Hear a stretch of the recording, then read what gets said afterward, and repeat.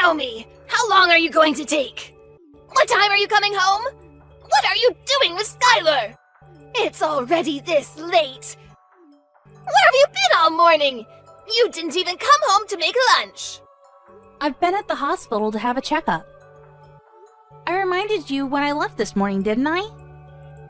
And I think I told you that I would have this checkup a week ago when I made the appointment. I mentioned that I wouldn't be able to prepare lunch for you. I'm thinking of going to my parents' house to let them see Skylar. I'll spend a few hours there, and hopefully Skylar will be able to have a nap before I come home. Skylar was only born last week. You can't parade her about outside all day. You've got to bring her home right now. It's already this late. I can't believe you could be so irresponsible. Don't you care about Skylar at all? She could get sick. This late? It's still 1:30. And there's no need to be so overprotective. I've taken precautions for the sunlight, and we're only going to see my parents. It's not like I'm taking her to meet everyone I know or pushing her pram through a crowd of sick people. I'm following the doctor's advice and making sure she has undisturbed rest and gets her milk. I wouldn't do anything that I didn't think we both can't manage. But you can't keep her away from me this long. She's already been away from me for 3 hours. Skylar needs me. You can't do this to her. Give her back to me. What are you talking about? She's not a thing and she's not yours. I've decided that I'll raise Skylar myself. I can't trust you with her. I've watched how you've been with her for the past week, and it's obvious that you're no good as a mother. You don't know how to take care of her. If you raise her, she'll end up unhappy. Or worse, she'll be unhappy and she'll be rebellious. It's people like you that end up raising criminals. I can't just stand by and watch you ruin her life. The best thing for Skylar is if you give her up. I'll raise her as my own daughter. She's mine, so give her back. Skylar's my first child, so of course I don't expect to be able to do things perfectly all by myself. That's why I've been listening to all the advice you've been giving me this week. And I'm really happy that you're helping, but no matter what I do, you keep on complaining that I'm doing things wrong.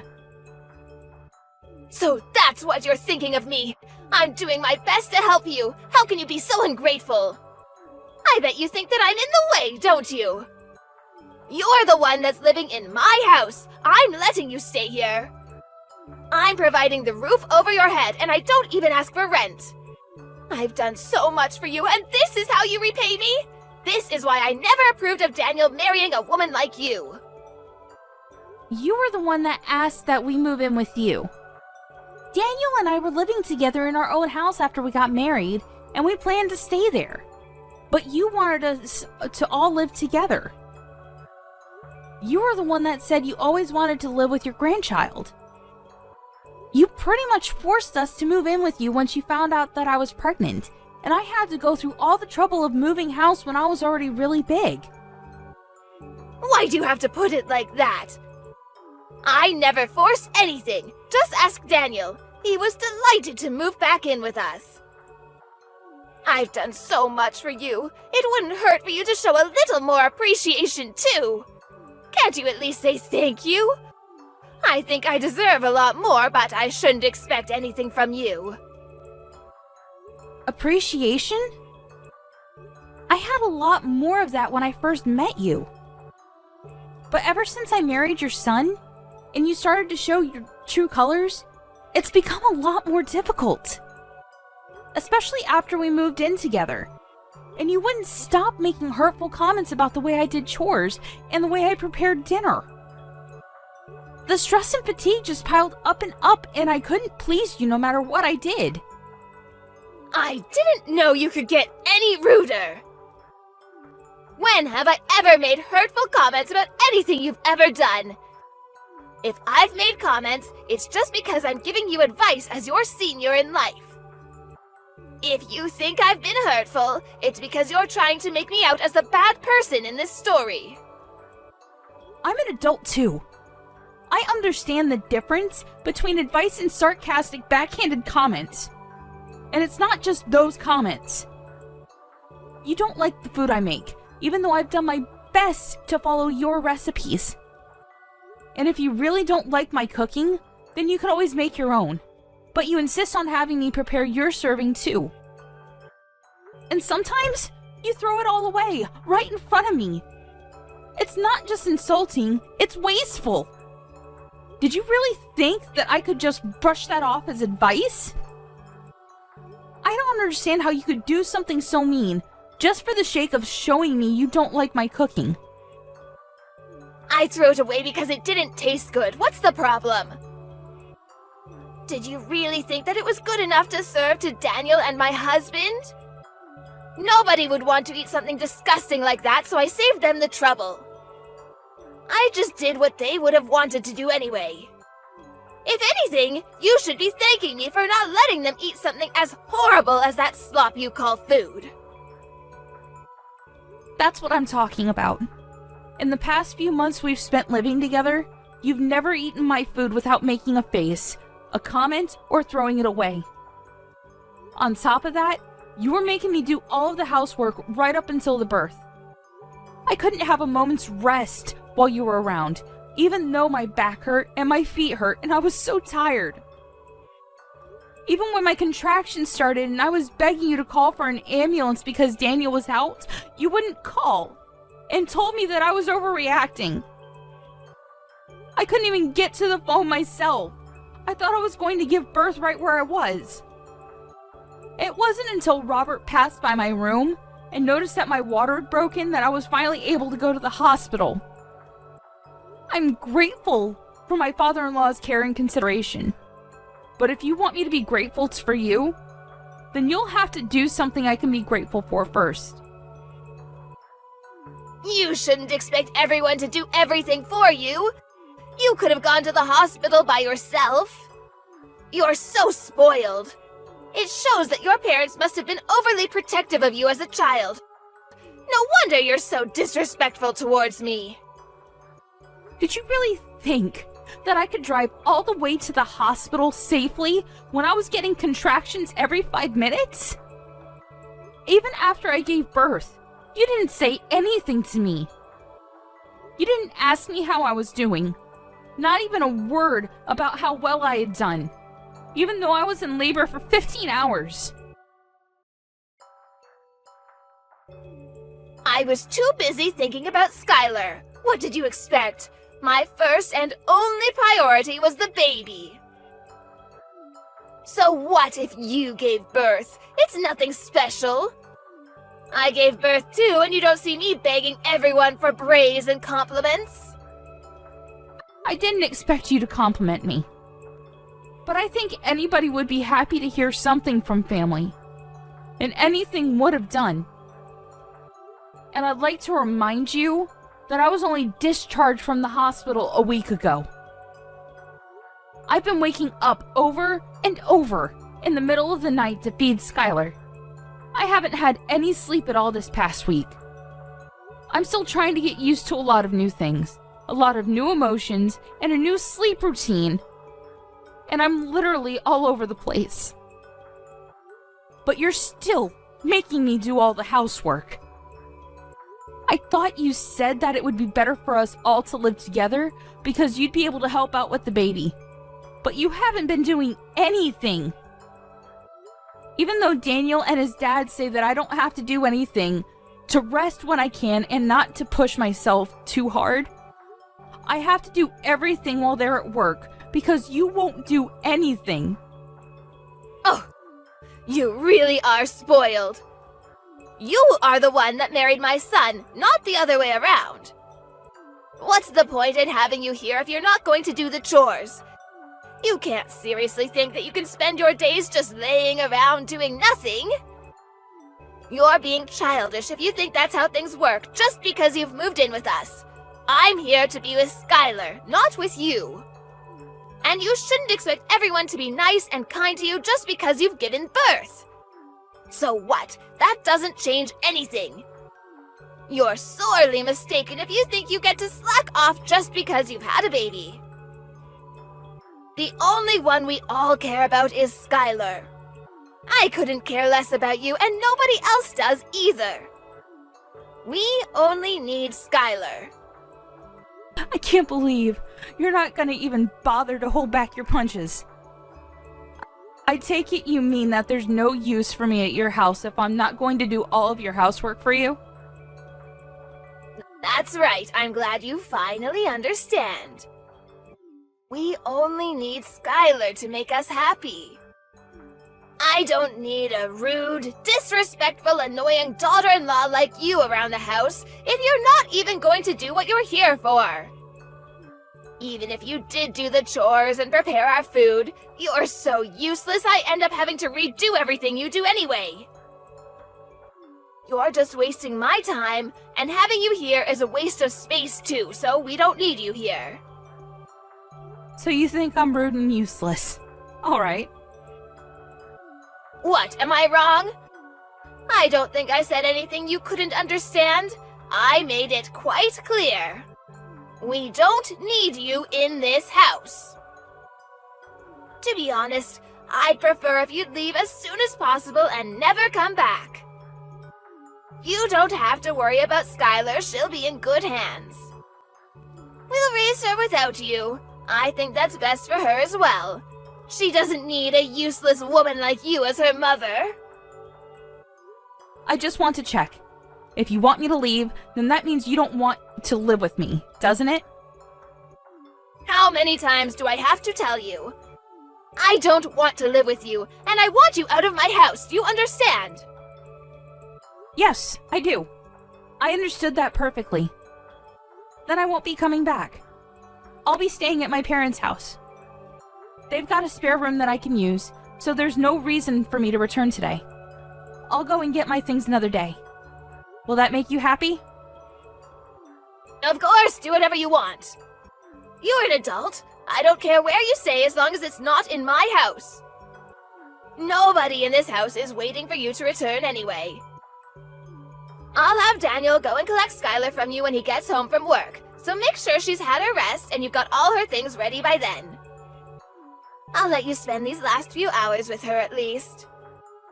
You're not going to come back to this house, so this will be the last time you ever see her. I'm glad you've finally come to your senses. You're not fit to be a mother.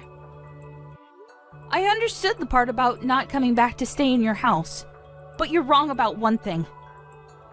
I am not handing my daughter over to you. Skylar is staying with me. I'm her mother. What are you talking about? I just told you that you're not fit to be a mother.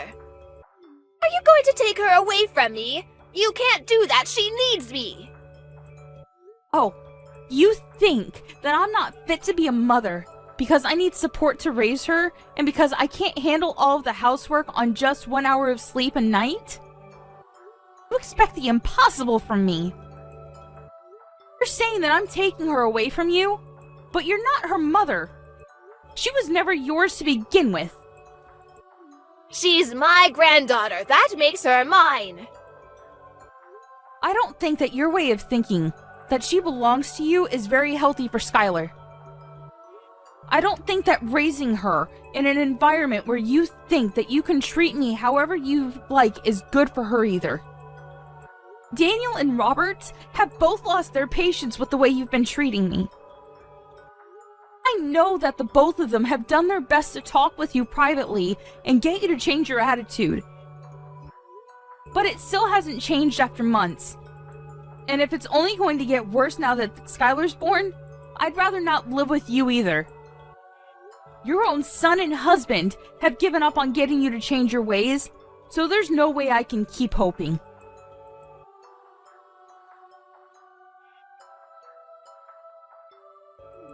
Robert as well? You're lying. I remember him mentioning something about you, but I've forgotten what he said. It didn't seem very important. But I know that they all hate you. Nobody wants you to stay in our house, and we're all happy that you've finally given birth so we can get rid of you and keep Skylar. Who's they? Do you mean Daniel and Robert? Because I know Daniel loves me, and Robert is a wonderful father-in-law. And even if they did actually hate me, I think they'd be more mature about it. You've been far from mature these past few months. You've been passive-aggressive and childish at best. All you've done is bully me and make me feel bad about myself. I've had enough. We've all had enough of your behavior. If you're not going to fix it, then there's no point sticking around and waiting for you to change. I'm not returning to your house. And if you won't reflect on your actions, I won't let you meet Skylar. You won't let me see Skylar? That's ridiculous! You can't do that! You can't keep her away from me! You have no right to do that! I'm not going to listen to a woman that can't even raise a child properly! You don't have to come back, but I'm not letting you keep Skylar. Give her back right now! Skylar will be happier that way, and you'll thank me one day when you realize that. She belongs with us, not you. We'll raise her, so don't be so selfish and give her up. I'm sorry, but who's we? Daniel, Robert, and I. The three of us will raise her without you. I know that we can make Skylar a million times happier if you're not around to ruin her life. She doesn't need a failure of a mother like you. You should give her back to me for her sake. Robert's actually with me right now. Daniel will be here soon too. He's already asked his manager for the rest of the day off after he's finished in his meeting. The truth is, it wasn't a hospital appointment I had this morning. I'm sorry I had to lie, but you wouldn't let me leave the house until I said that I would be going to the hospital. What? Then where were you? What were you doing? I was being honest when I told you that I would be going to my parents' house, but I was somewhere else this morning. I went to have a viewing of a house with Robert to get his opinion. You went to see a house? But why would you do that? I didn't tell you to leave my house until an hour ago. And why would you need my husband's opinion? Daniel and I have decided that we're going to move out. And when we told him, Robert was very interested in the idea too. Maybe you should ask him for the details when he returns home tonight, since I won't be coming back. Ever. But why would Robert be interested in looking at a new home? Daniel and I have been thinking about moving back out, ever since we first moved in with you and you started to bully me. We've both hit our limits, and we can't take it anymore. It's too stressful being with you all day, every day, and he doesn't complain. But I know it's tough on Daniel when I vent after he's had a long day at work. It's been hard for the both of us. The only reason why we didn't move out earlier is because it was a strain on my body to move our stuff to your house in the first place, and we didn't want to go through that again. Hit your limits? Stressful? What's that supposed to mean? You're just exaggerating. How pathetic. All I'm doing is showing you how to do things properly. Daniel's had enough of your behavior too. He can't stand the way you speak to me, and he knows that you've been throwing away the food I make as well. He knows about how you follow me around when I do the laundry and the washing up, nitpicking at every single thing. He promised me that we would make preparations so that we can move out as soon as the baby is born. And he kept that promise. He found a few places that were open for viewing and cut the choices down to 2 places so I wouldn't have to go back and forth. When we spoke to Robert, he offered to pay half of the deposit, saying that he wanted to come with us. Excuse me? Robert wants to move out? Well, he was obviously including me when he said that. He meant that he wanted to move in with us and move away from you. Apparently, he's had enough of your attitude as well. And since you won't change, no matter how many times he's spoken to you, he's decided to leave you. He's telling me that he left the divorce papers on the table in the living room. Have you seen them? He says that he's already signed them, so you just have to sign your side and leave them there. He'll have them filed tomorrow. I found them, but I don't understand. Why would he want to divorce me? I haven't done anything to deserve this.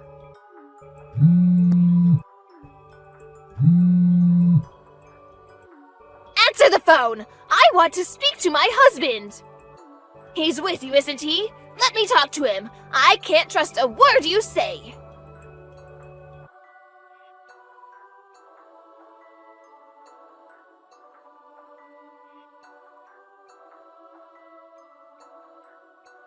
Why would I lie?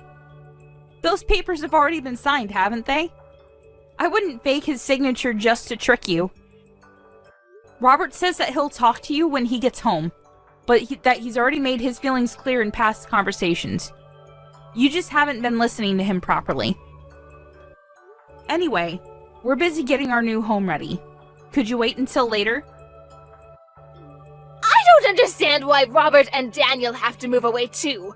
I only said that you don't need to come home.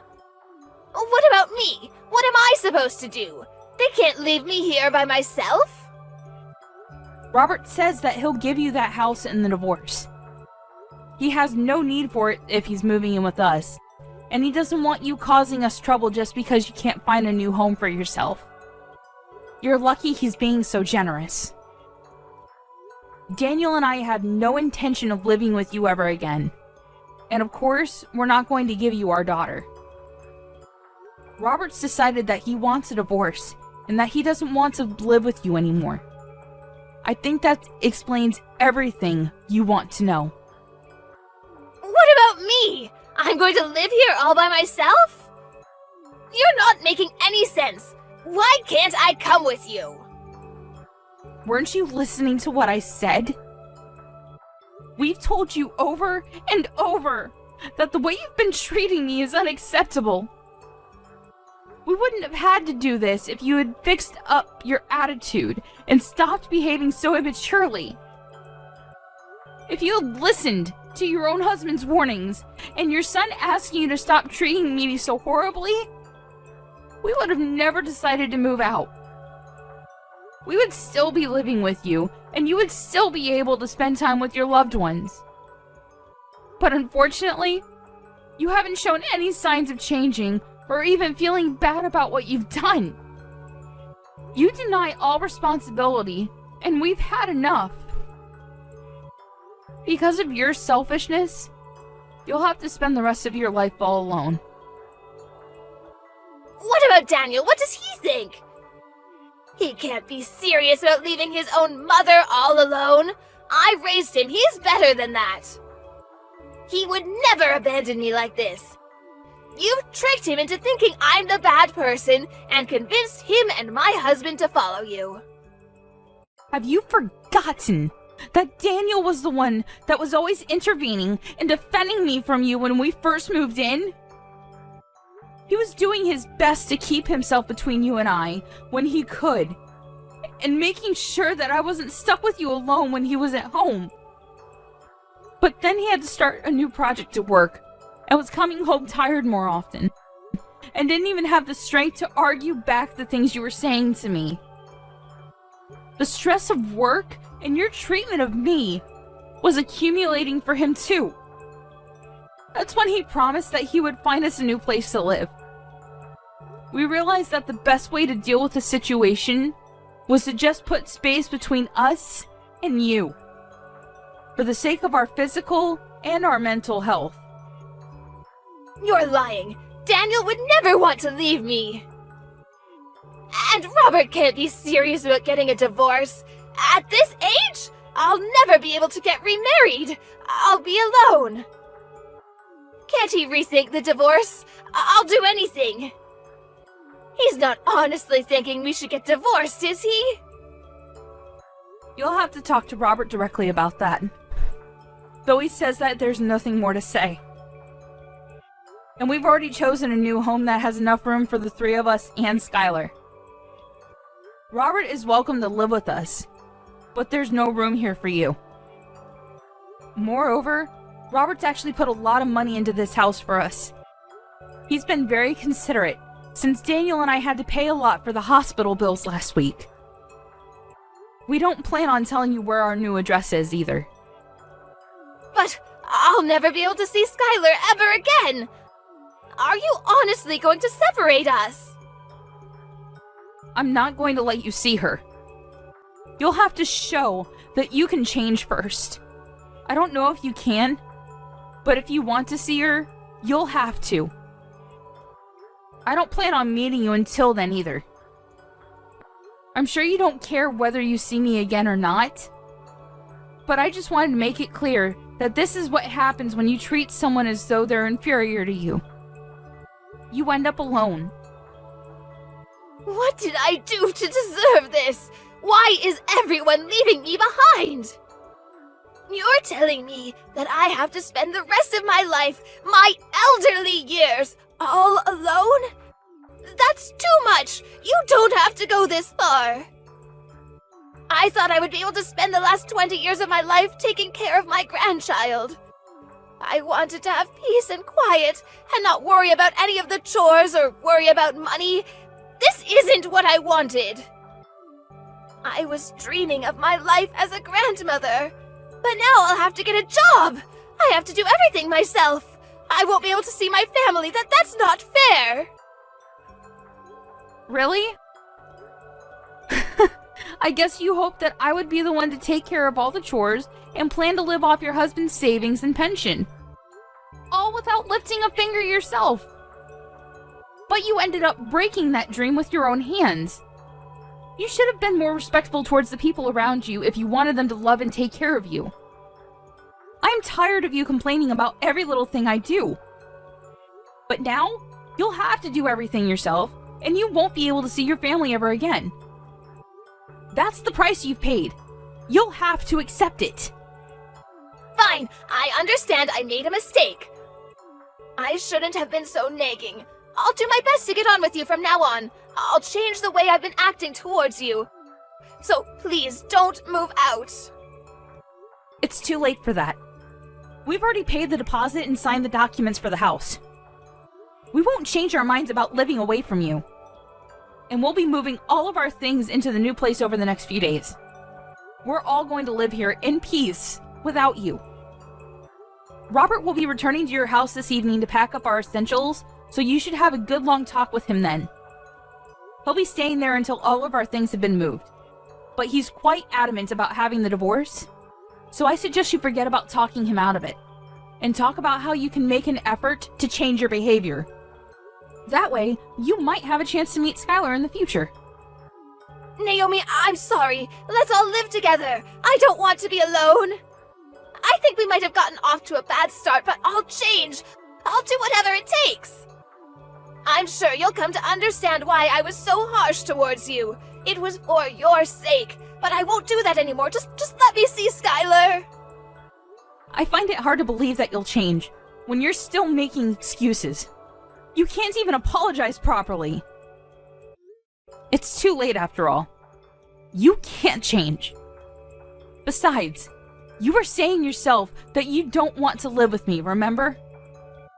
I confirmed over and over, and you said that you wanted me to leave. Well, I don't want to live with you either. I hope you'll enjoy your final years without a rude, useless woman like me in the way.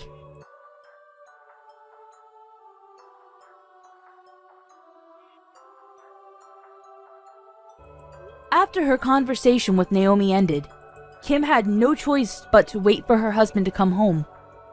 The first thing Robert did when he returned to the house was to tell Kim that he wanted a divorce, and that he wasn't going to change his mind. He checked that she had signed the papers and took them to his lawyer to have them filed. He didn't speak a word to Kim after that, and spent his time packing away all of his things. Anything that had to be dealt with regarding the divorce was done through his lawyer, and he was able to move houses without much fuss. Kim got the house in the divorce, but it was brought to her lawyer's attention that she had spent Robert's savings on several occasions without his permission. and as a result, the amount she received in alimony payments decreased significantly.